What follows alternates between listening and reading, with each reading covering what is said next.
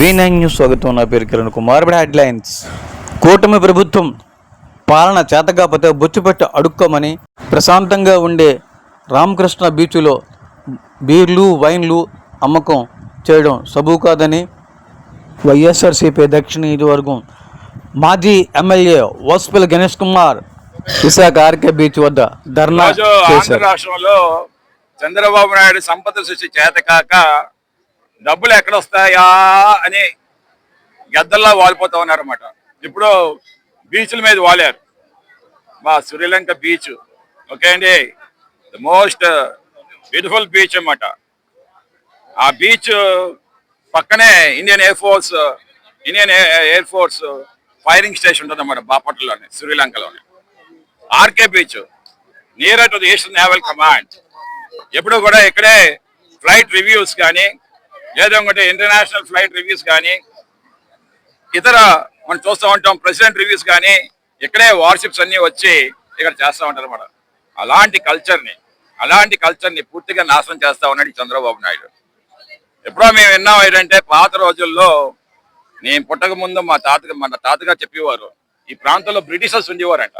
పూర్తిగా ఎవరో మత్స్యకారులు వచ్చి రానిచ్చేవారు కాదంట. పూర్తిగా ఆల్సెసన్ డాగ్స్, జర్మన్ షెపర్డ్స్ చుట్టూ పెట్టి రాళ్ళు వేసి కొట్టేవారంట ఎవరైనా వస్తారేమో చెప్పేసి. ఏమంటే ఇక్కడ అన్ని కూడా అసాంఘిక కార్యక్రమాలు చేసేవారంట ఎవరు, ఆ బ్రిటిషర్స్ అన్నమాట.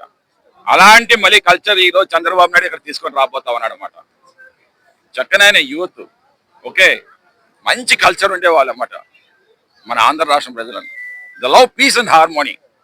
అలాంటి యూత్ని ఈరోజు పాడు చేస్తా ఉన్నారన్నమాట ఈ Lokesh, so call Chandrababu Naidu and so call this Bharat. I don't understand how this Bharat Bhagar has become an MP to this Visakhapatnam. It's so shame on him అన్నమాట. He says that ఏమంటాడంటే, అందరూ తాగట్లేదా, తాగితే నువ్వు రోడ్డు మీద పెట్టేస్తావా? తాగుతారు అయ్యా, ఏది ఎక్కడ చేయాలో అదే చెయ్యాలి. నువ్వు బార్లు పెట్టుకున్నావు బాగానే ఉంది, బీచ్ ఓపెన్ ప్లేస్, ఎంతో మంది ఈ బీచ్ లక్షలాది మంది కోట్లాది మంది ఎప్పుడు ఇలా తిరుగుతానే ఉంటారన్నమాట. సాయంత్రం పూట 9 గంటల వరకు కూడా, ఆ టైం అప్పుడు 8 గంటల వరకు నువ్వు బీర్లు తాగిస్తా ఉంటే ఆడు తప్పు తాగి ఎవరో అమ్మాయి మీద చెయ్యేస్తే ఇలాంటి ఆర్డర్ ఏమంటుంది? ఆడ లోనికి వెళ్ళి స్విమ్మింగ్ చేస్తే చచ్చిపోతే ఏమంటారు? ఆ తప్పు తాగి బండి మీద వెళ్తే ఎవడిని యాక్షన్ చేసి గుద్దేస్తే టూరిస్టులు పెరగడానికి ఇదే ప్రాంతం నీకు దొరికిందా?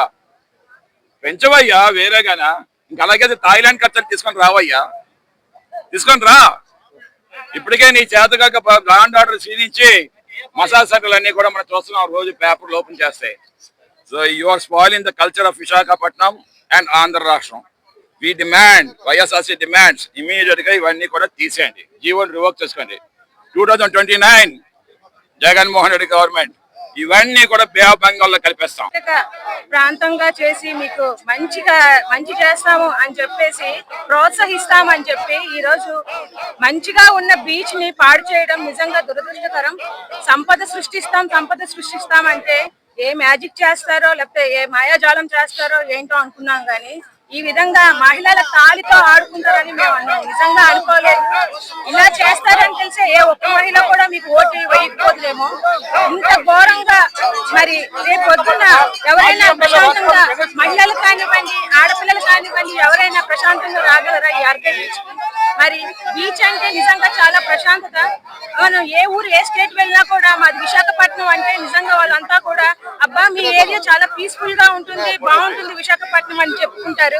అలాంటిది ఇలాంటి విశాఖపట్నాన్ని ఈ విధంగా పాడు చేయడం ఇది ఎంతవరకు కరెక్ట్? అంటే ఇక్కడ యువత ఎవరు కూడా బాగుపడకూడదా? ఎంతసేపు మీరు అమరావతిని ఆ భ్రమలో పెట్టి అందరినీ దాన్ని మన రాష్ట్రం అంతా కూడా అప్పులు కుప్పలుగా చేసేసి ఆ అమరావతి వైపు మళ్ళిస్తున్నారు. అక్కడ దాని వల్ల అమరావతి వల్ల ఎవరికైనా లాభం ఉందా? ఆ అమరావతి చుట్టుపక్కల కూడా